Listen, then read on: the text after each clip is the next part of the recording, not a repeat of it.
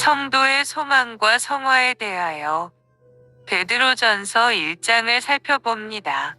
제목은 성도의 소망과 성화입니다. 베드로전서 1장은 두 문단으로 나눌 수 있습니다. 1장 1절에서 12절은 미래의 기쁨과 현재의 시련에 대한 것입니다. 13절에서 25절은 거룩하라는 베드로의 권면입니다. 1장 1절에서 12절을 먼저 봅니다. 베드로 사도가 미래의 기쁨과 현재의 시련에 대해 언급하고 있는 내용입니다. 본문에서 베드로는 흩어져 있는 성도들에게 문안 인사를 한 후 여러 가지 시련에 처해 있는 성도들을 향하여 그들의 신앙이 연약해지지 않도록 염려하는 마음에서 격려의 말씀을 베풀고 있습니다. 그는 먼저 기독교 신앙의 본질을 요약하여 상기시키고 있으며 박해를 이기고 그리스도 안에서 영원한 승리를 얻을 것을 당부하고 있습니다. 본 서신의 수신자들은 흩어진 나그네, 로서, 본도, 갈라디아, 갑바도기아, 아시아, 비두니아 등 소아시아에 흩어져 있는 성도들입니다. 그러나 베드로는 어떤 특정한 장소를 막론하고 방방곡곡에 흩어져 나그네처럼 살고 있는 모든 그리스도인 독자들을 염두에 두고 있습니다. 그들은 자신의 전통적 종교를 버리고 개종한 자들로서 가족이나 친척들로부터 버림받고 사회에서 소외되어 나그네처럼 유랑하며 살아가는 사람들입니다. 베드로는 그들이 비록 나그네처럼 흩어져 있으나 택하심을 입은 자들로서 하나님 아버지의 미리 아심에 따라 선택되었고 성령을 통하여 성별된 자라는 사실을 강조하고 있습니다. 이것이 바로 베드로가 말하는 흩어진 나그네의 정체입니다. 베드로는 이제 새로운 이스라엘, 곧 이 세상에 흩어진 그리스도인들을 향하여 소망의 메시지를 주고 있는 것입니다. 그리고 베드로의 찬양이 언급되고 있습니다. 베드로는 권면에 앞서 먼저 찬송시의 형태로 자신의 신앙 체험을 고백하는 것입니다. 베드로의 신앙 고백을 구체적으로 살펴보기로 합니다. 베드로는 하나님을 향하여 찬송을 드리고 있습니다. 그가 찬양을 드리는 하나님은 살아계신 분이시며 만물을 창조하신 분이시며 피조물에게 무한한 관심을 가지고 계신 분이십니다. 그리고 하나님은 그 존재 자체만으로도 찬양을 받으시기에 합당한 분이십니다. 더구나 당신의 독생자, 만민이 고대하던 메시아를 세상에 보내신 하나님은 능히 찬양과 영광을 받으시기에 합당한 분이십니다. 그리고 베드로는 하나님께서 인간을 위하여 구체적으로 하신 일이 무엇인가를 지적합니다. 이것은 찬송의 내용입니다. 그의 고백에 의하면 하나님은 긍휼이 많으신 분으로서 예수 그리스도를 세상에 보내사 그분의 죽음과 부활을 통하여 성도들을 거듭나게 하시며 그들에게 산 소망을 주신 분이십니다. 과거에 예수를 배신한 적이 있던 베드로는 누구보다도 하나님의 긍휼을 체험한 자였습니다. 이제 그는 하나님의 크신 긍휼을 입고 성령으로 새롭게 태어나 한없는 감격과 기쁨으로 복음을 널리 증거하는 자가 되어 하나님의 이름을 높이고 있습니다. 그리고 베드로가 하나님을 찬양하는 궁극적인 이유는 그분께만 산 소망이 있기 때문이라고 말합니다. 소망 없는 멸망의 자식을 구원하여 천국의 자녀로 삼으신 하나님께서는 그들에게 영원한 생명을 누릴 소망을 주셨습니다. 그것은 부귀나 명예와 같이 없어질 기업이 아니라 나그네를 위하여 하나님께서 영원한 곳에 예비해 두신 은혜의 기업입니다.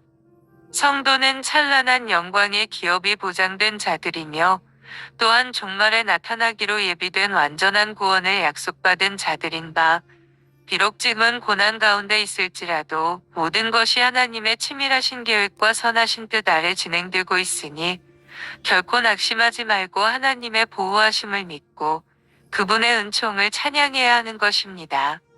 그리고 하나님의 놀라우신 구원 사역을 찬양한 베드로는 시련을 두려워하거나 피하지 말고 오히려 이때를 더 큰 구원을 얻기 위한 훈련의 기회로 삼아 적극적 삶을 살 것을 당부합니다. 하나님께서 약속하신 구원의 소망은 이미 구약시대부터 예언된 것으로 천사들도 갈망하는 확실한 것입니다. 6절, 7절은 시련 중에 기쁨을 말합니다. 본문에서 베드로는 현재와 미래를 대조적으로 표현하고 있습니다. 성도는 비록 현재 시련을 당하나 미래에는 즐거워하게 됩니다.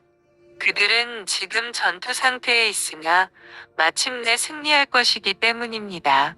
이렇듯 성도의 현재를 특징 짓는 것은 고난과 시련이며 미래를 특징 짓는 것은 칭찬과 영광과 존귀입니다. 성도가 이 땅에서 당하는 고난과 시련은 금보다 더 값진 믿음의 연단을 가져옵니다. 믿음의 결과는 칭찬과 영광과 존귀인 바 성도는 예수 그리스도를 믿는 믿음 안에서 형언할 수 없는 기쁨을 누립니다. 그러므로 베드로는 비록 성도가 세상에서 불같은 시련을 당한다 할지라도 구원의 소망이 가득 찬 즐거운 삶을 영위할 것을 촉구하고 있는 것입니다.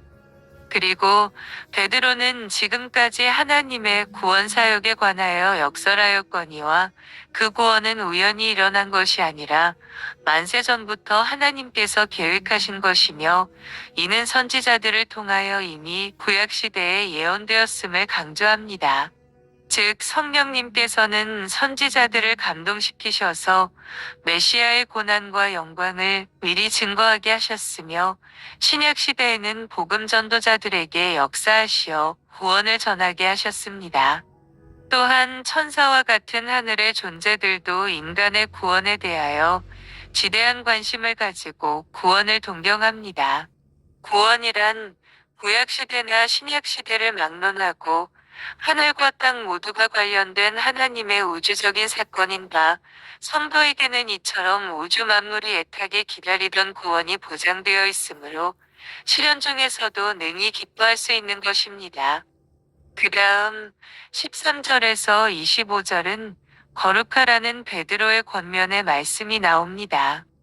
앞문단에서 하나님께로부터 구원의 큰 은혜를 받은 성도의 특권에 관하여 언급한 베드로는 본문에서 성도들이 하나님의 뜻을 따라 살 것을 역설하면서 보다 실제적인 교훈을 베풀고 있습니다.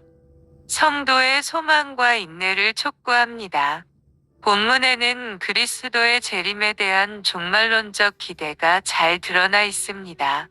하나님의 은총으로 말미암아 선택받고 구원을 체험한 성도들은 험난한 이 시대를 살아갈 때에 근신하며 인내해야 할 터인즉 그것은 그리스도의 재림에 대한 소망으로만 가능합니다. 그리스도를 섬기고 그의 뜻대로 살고자 하는 자에게는 시험이 닥치고 환난과 박해가 따르거니와 그럴 때마다 성도들은 마음의 믿음에 무장을 하고 뚜렷한 소망 안에서 구원이 완성되는 재림의 날을 기다려야 합니다. 성도들은 예수를 그리스도로 고백함으로 죄사함을 받고 구원함을 얻어 이미 새로운 피조물이 되었으며 또한 이 땅에 거하는 동안 하나님의 나라를 선취하여 하나님 나라의 백성으로서의 특권을 가지고 살 수 있게 되었습니다. 하지만 성도들은 그리스도께서 재림하시기 전까지는 구원이 온전히 이루어지지 않은 것임을 알고 확고한 소망 안에서 주의 다시 오심을 기다려야 하는 것입니다. 주께서 다시 오시는 그날, 즉 구원이 완성되는 날의 성도들은 부활과 영생의 기업에 참여하며 영광스러운 하나님의 나라를 맞이하게 될 것입니다. 따라서 성도는 그날의 영광을 생각하며 현재 당하는 고난을 인내로써 극복해야 합니다.